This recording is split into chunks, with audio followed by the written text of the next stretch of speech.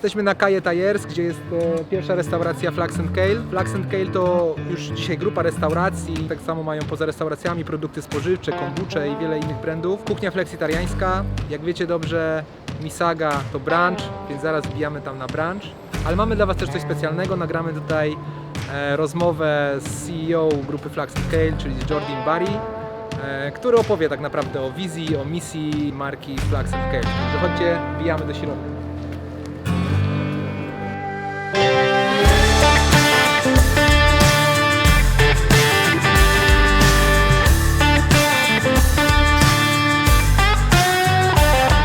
We are here with, as we call in Spanish, El Crack, Jordi Barri. Okay, Jordi, so tell us about FLAX KALE brand, about the concept, about what's flexitarian. So basically, Teresa Cares FLAX KALE is a group about healthy food and healthy lifestyle. My mom and dad, they started back in the time, 44 years ago, with a vegetarian restaurant. So me and my sister, let's say we were born in a restaurant. And then now it's gonna be 10 years that we launched FLAX KALE. We wanted always FLAX KALE to be a restaurant where people that they have a special interest about healthy food and healthy lifestyle.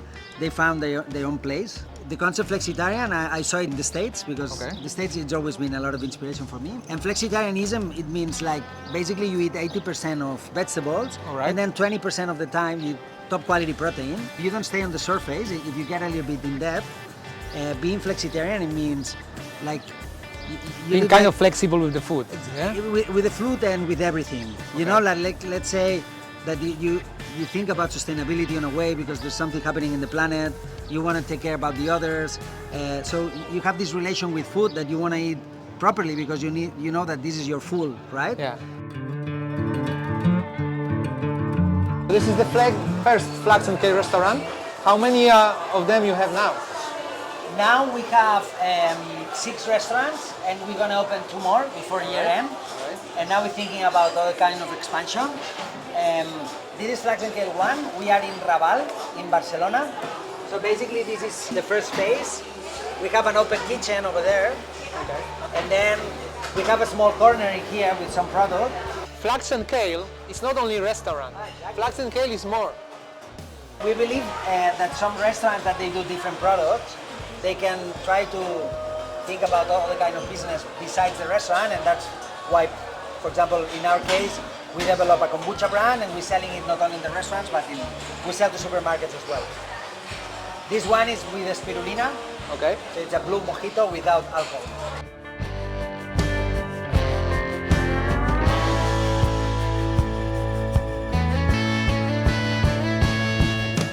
This is very important, I think, in restaurants. Everyone wants to have a picture. The selfie mirror. Yeah. So here we have like a private room that you can move with your friends. And here, for example, we were doing a research about superfoods. Superfoods are foods that they come from nature, and because of the vitamins and the nutritional value, they are a little bit above the rest of the ingredients. That's why we call it superfood. Like, for example, guayusa, maca, acai, chia. It's like a mood board, basically. No, not maybe more, but like. Yeah, it's like a mood board, an inspiration board. Come, I'll show you the library. Now it's full, but here we set up like an American-inspired library, and we have different books about healthy food, lifestyle. So people that they want to read something, they just ask, and we give the key. And then during the week here, we do a lot of meetings with my team. We put here like a TV, a screen. So I don't know, we have the office over there, but The same building? No, the next one. Yeah, in the other building we have the central offices of the group, but we like to come a lot here. Because then if it's midday, then you can ask for it, you eat something, and you eat in the restaurant, lunch, which is great. And this is probably one of my favorite spaces from FLAX KALE Tallers, because it's like it's an edible garden. So we plant food that, of course, we cannot serve. Like there's a lot of people coming here, so this food is only like a very tiny part. But every once in a while, my mom, they come here. She pick like these small tomatoes or this kale, and she does a salad. She says this salad is from the garden. So, and we really wanted to put here like a garden. And 2 years ago, because we were thinking about a lot of food technology, we found this startup project in the US, farming. Okay. So we can program here all the farming, and this robot it puts the seeds when they need, and then it puts the water, so you can monitorize everything online. It's really nice.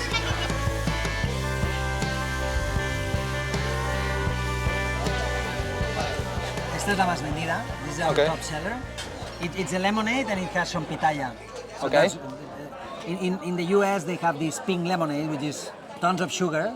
Okay. And so we picked the idea about this soda and make it kombucha. Cheers!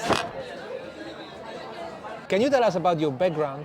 Because I know it's probably also your personality, but also the background you have in business, in career, that really affected the outcome you achieved so far.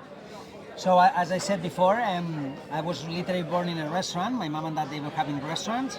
I was studying business administration and economics here in Barcelona, Pompeu Fabra.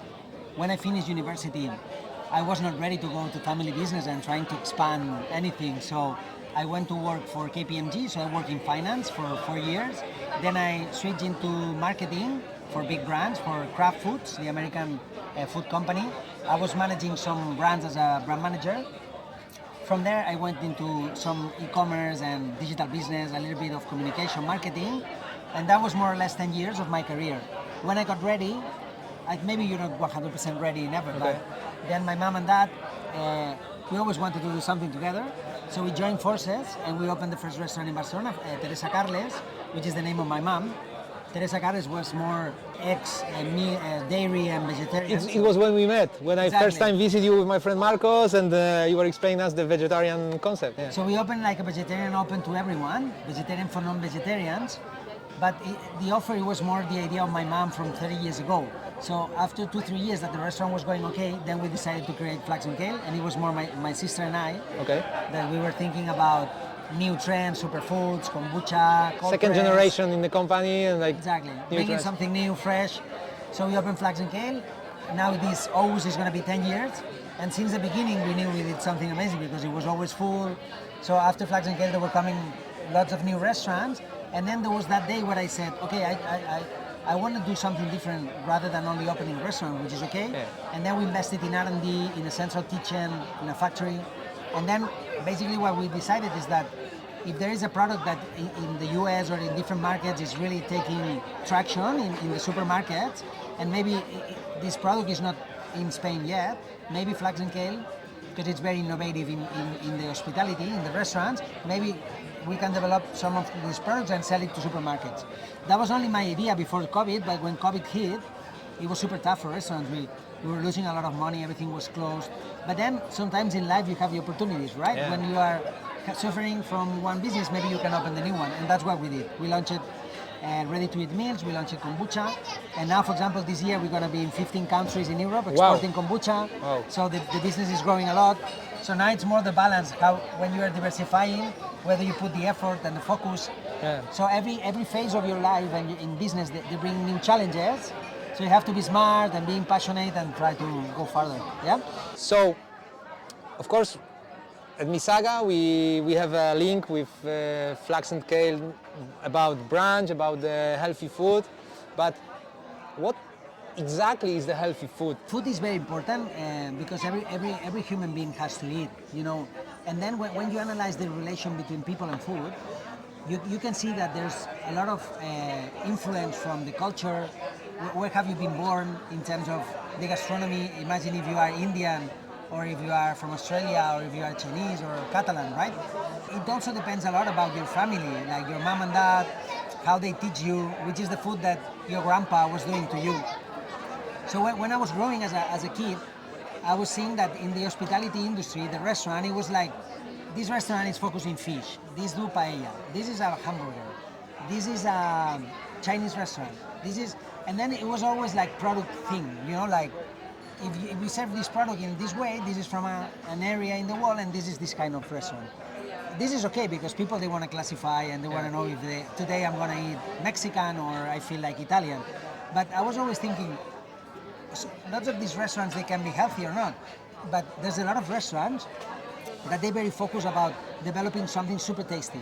So you go to one restaurant, this is super tasty, tasty, the Michelin stars. Yeah. So when this was the normal development, I was thinking, is there a possibility that one restaurant, we want to do something tasty, we are not from one culture. Like we can get inspiration from Mexico, from Africa, from the Mediterranean, which is super rich.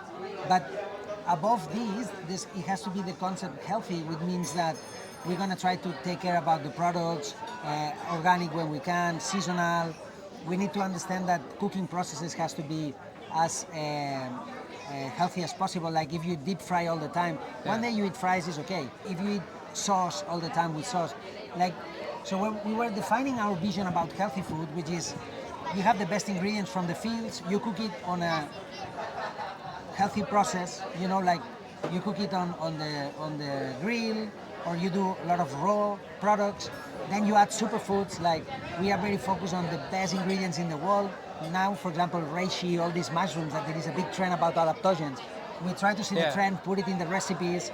So instead of serving sodas... But is there science behind that? Like really... There's a lot of science. Like, I think right now in history, there's never been as much science about the correlation that it exists between... You know, the evidence-based and like... Like the healthier you eat, the healthier you're gonna be. Like, and if you just see the opposite, like when you started to not take care about what you're eating, most people, they get weight, they don't have energy. Like when you just eat whatever and on a bad way, you get into a bad cycle.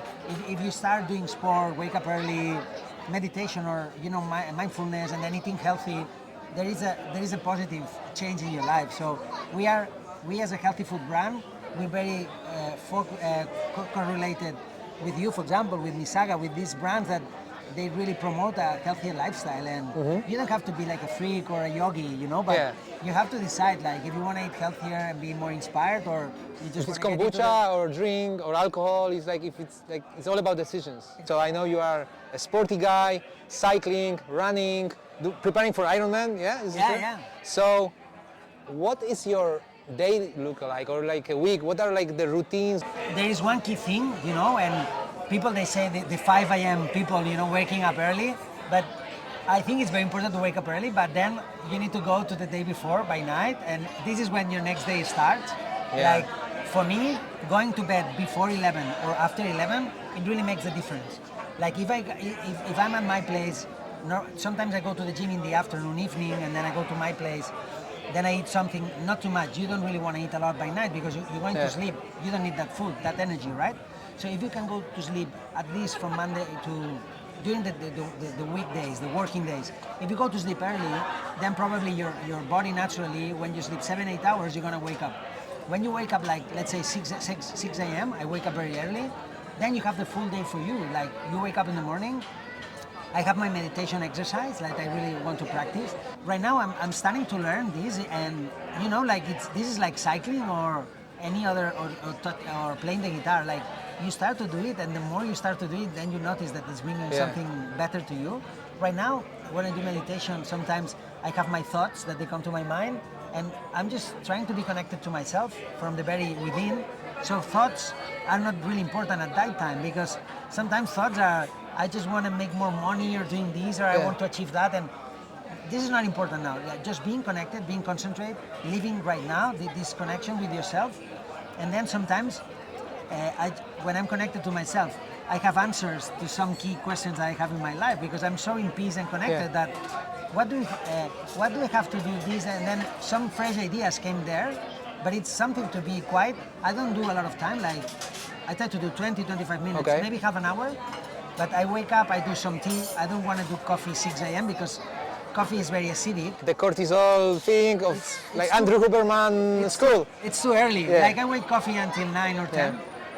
So early in the morning, I want to drink something because I want to wake up. I don't do coffee after 10.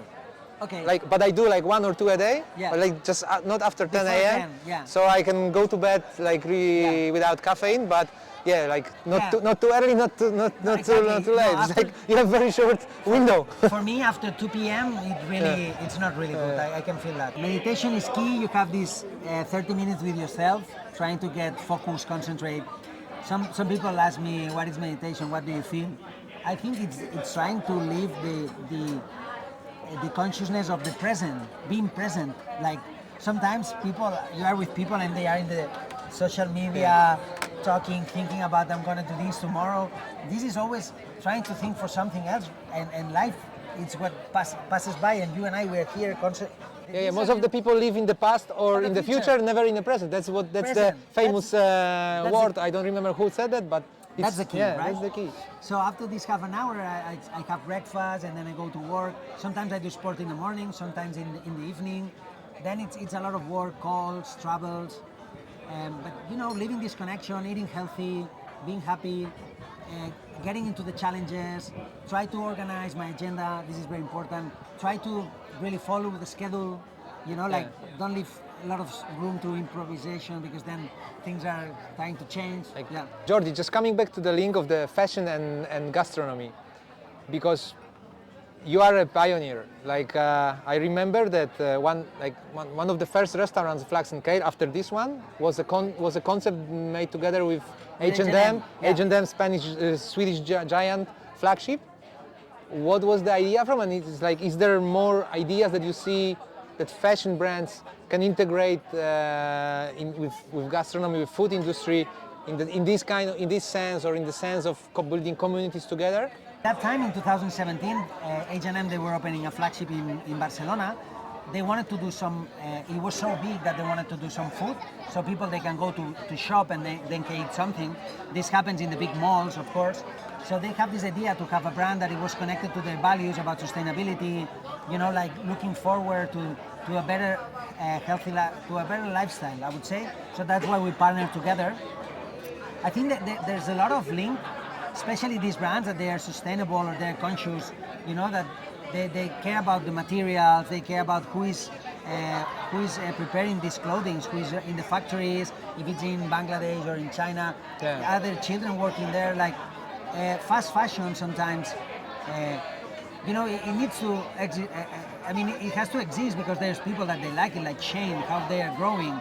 But if you analyze this fast fashion industry, sometimes it's not that sustainable. So when you go to these brands that they're more sustainable, then if you think about sustainability in food, which is going to the fields, planting organic, if you go to the sea and you pick fish, you cannot really go and pick all the fish because the ocean has to regenerate. Exactly. So We produce products made of old fishing nets, for amazing. Example. Like, yeah. So there could be a lot of connection because the main idea, it's just the same. It's like living on a, you know, like being healthy, active, because we understand we want to have the same in the planet. Like the planet is healthy, we are healthy. This is like a positive vibe. Like when you're just eating fried all the time, a lot of sugar, your mood changes, then you starting to have maybe a problem of obesity, and then you buy a lot of fast fashion, and then you have to change your wardrobe constantly. Constantly because your body is changing. You're not constant. I mean, I like to buy as many clothing as possible in the past. Right now, I'm more focused about, okay, I like this piece, but if I like it that much, I want to wear it more because, and then, you know, clothing that lasts, they really make the difference. How would you describe your favorite style right now, actually?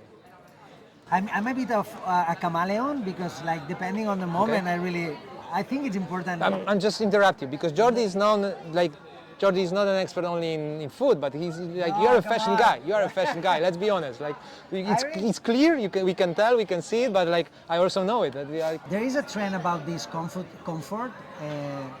clothing. Like, and that's why I think MISAGA has a lot of potential.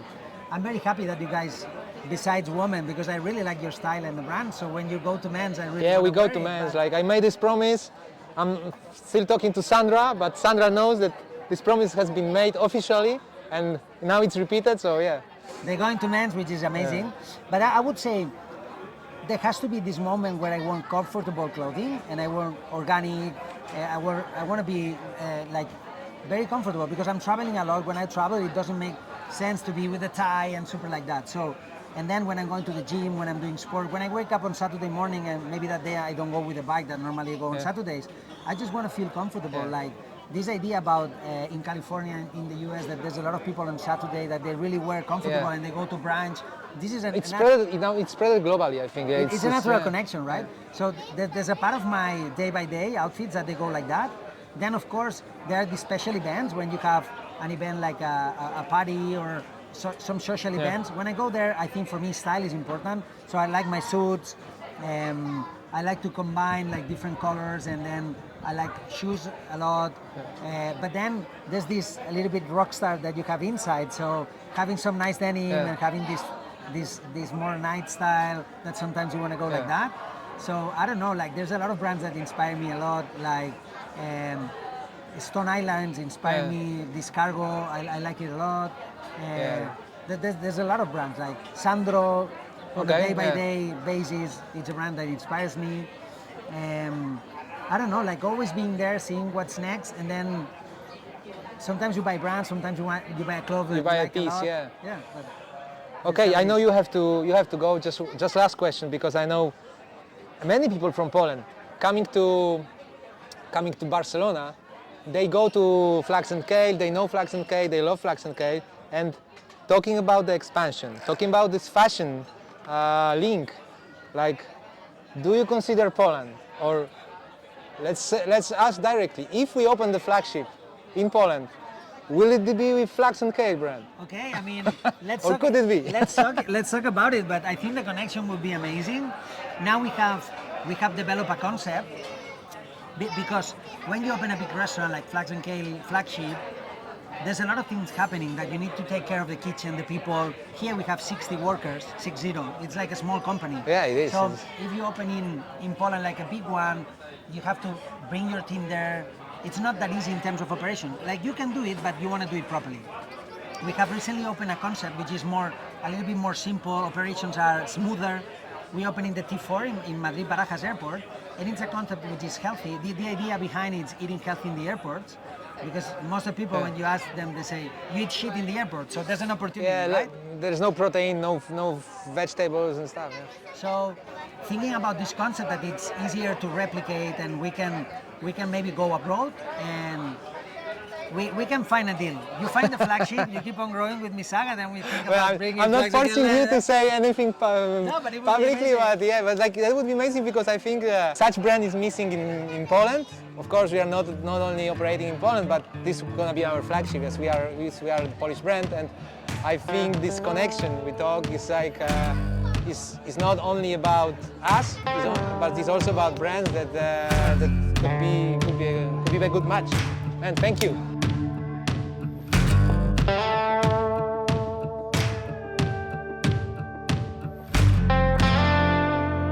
No i to koniec tego vloga. Mam nadzieję, że Wam się podobała rozmowa z Jordi. Mam nadzieję, że Flax Kale będzie miejscem, które odwiedzicie, będąc w Barcelonie czy w Madrycie.